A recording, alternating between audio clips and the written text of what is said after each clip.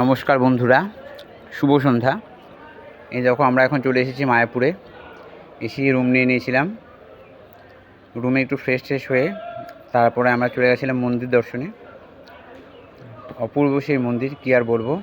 যারা যারা এসেছিল তারা তো জানোই কত সুন্দর এই মন্দির।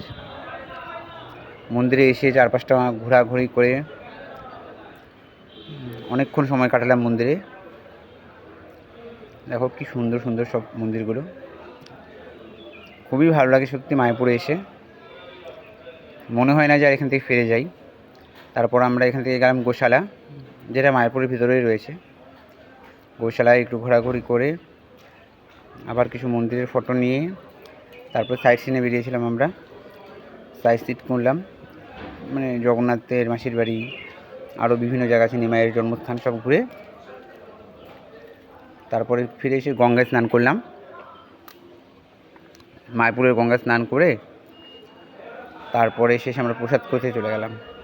প্রসাদ কক্ষে প্রসাদ পেয়ে তারপরে সেখান থেকে আমরা বেরিয়ে পড়লাম নবদ্বীপের উদ্দেশ্যে।